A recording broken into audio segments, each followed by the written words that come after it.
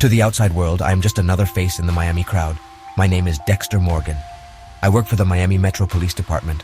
My job is a blood spatter analyst. I bring donuts to the office. I share jokes with my colleagues. I am a brother to Deb, a fiery and dedicated cop who means more to me than she will ever know. I try to be a good boyfriend, a good friend, a good employee. I'm practicing how to be human every single day. This life is a carefully constructed performance. I smile, I nod, I blend in. But the truth is, I am a hollow man, a void filled with the echoes of what I am supposed to be. I have built a fortress of normalcy around myself, brick by boring brick. But when the day is done, and the city lights flicker on, a different man looks back at me from the mirror. And he is hungry. Beneath the surface of my carefully crafted life, something else exists. I call it my dark passenger. It is a relentless, gnawing hunger, a deep and primal need to kill. This is not a choice. The night is my true home, the darkness my sanctuary. Under the warm Miami moon, I become a different kind of hunter. My boat, the slice of life, becomes my temple. The kill room, my altar. This is where I am most myself. The ritual is precise. It is a ceremony that must be perfect. I gather evidence. I confirm their guilt beyond any doubt. I am judge, jury, and executioner. I prepare my kill room with sheets of plastic, a sterile environment for a messy act. When they are on my table, bound and helpless, we have a conversation. I show them their sins. I hold up a mirror to their own darkness. And in that moment, before the end, they see me. And then, I satisfy the need. I satisfy the passenger. This is the secret that defines me. My colleagues, my sister, they hunt monsters, but they would never imagine that one of them works just a few feet away. I am a serial killer. There is no other word for it. But I am a serial killer with a purpose, a direction. And that direction was given to me by my father, Harry. It is his code that guides my darkness. My blood slides are not trophies of sadism. They are a record of lives saved. I am a balancing force in a world that is out of balance. I am the dark hero the city doesn't even know it has. But is this justification real? Or is it just a more elaborate mask? The good I do is a byproduct of the monster I am. So, am I a hero who happens to be a killer? Or a killer who happens to kill bad people? I was not born with a moral compass. The part of a person that feels, that connects, that understands right from wrong, is missing in me. My father, Harry Morgan, saw this early on. He was a cop. He saw the darkness in my eyes. He knew what I would become. He could have turned me in. He could have locked me away. Instead, he did something extraordinary. He decided to channel my urges, to give my darkness a purpose. He created a set of rules for me to live by. He created the code. It is the only thing that separates me from the very monsters I hunt. The first rule is the most important. Never get caught. This is about survival. It means being smarter, more careful, and more meticulous than anyone else. It means leaving no evidence, no witnesses, no trace. The second rule is the one that gives me my justification. Only kill people who deserve it. I must be absolutely sure of their guilt. I cannot kill an innocent person. I hunt other killers, the ones who have taken lives and will do so again if I don't stop them. The code is my scripture, my guiding light in the darkness. Harry taught me how to be a predator.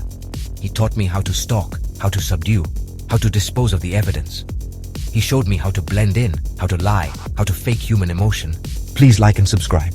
He molded my darkness into a tool. He believed that if I had to be a monster, I could be a monster for good. The code is his legacy. It is the voice of my father in my head, reminding me to be careful, to be certain, to stick to the rules. Every time I prepare my kill room, every time I select a target, I am following the path he laid out for me. He saw the monster, and he gave it a leash. But the code is also a cage. It keeps my dark passenger focused, but it does not tame it. The hunger is always there, waiting. Following the rules is a constant struggle.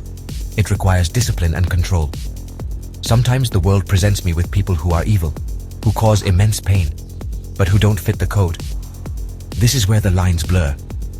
Is the code a perfect system of justice? Or is it just a way for me to feel better about what I do? It is the framework for my entire existence. The one thing that allows me to believe I am not just another monster. Living this double life has turned me into a man of contradictions.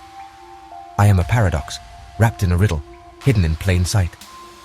By day, I am a brother who would do anything to protect his sister, Deb. I feel a connection to her that is as close to love as I can understand. Yet, this same man can stand over a terrified human being and feel nothing but a cold, satisfying calm. How can these two people exist in the same skin? I am both caring and completely devoid of empathy. I am a hero in the shadows and a villain in the light. Society has a very clear understanding of right and wrong, good and evil. Taking a human life is the ultimate crime. The legal system is built on the idea that everyone deserves a fair trial.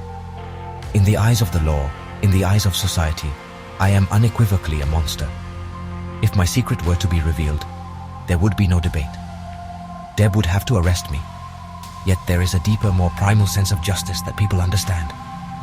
It is the feeling that some people, through their own horrific actions, have forfeited their right to live. It's the anger you feel when a known killer walks free.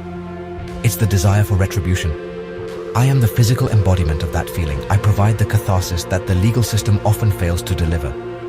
This is the core of my dilemma. By the standards of the world, I am evil. But do those standards always apply? Is it evil to kill a man who has brutally murdered a dozen innocent people and is planning to kill more? The truth is, I don't know the answer. I am a man of science, a man who deals in facts and evidence.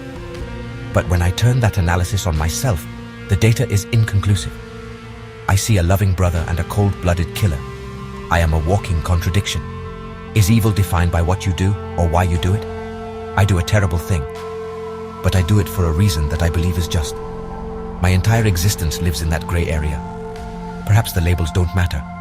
Good, evil, hero, villain. These are just words people use to make sense of a chaotic world. But some of us don't fit in any box. My nature is dark. That is a fact.